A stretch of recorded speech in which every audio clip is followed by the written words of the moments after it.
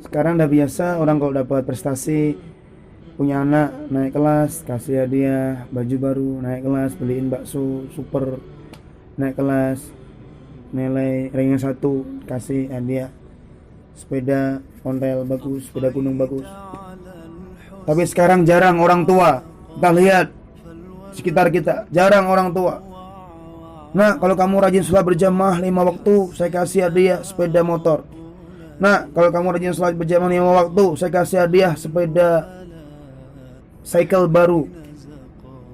Nah, kalau kamu rajin mengaji Quran, saya kasih hadiah ini dan itu. Nah, kalau kamu rajin sholat subuh berjamaah, saya kasih hadiah umrah gratis. Jarang orang tua sekarang pikir seperti itu.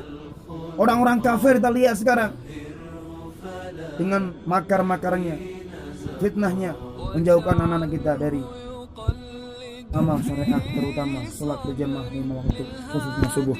Maka sedekah subuh adalah satu motivasi untuk anak-anak kita supaya rajin sholat subuh berjamaah.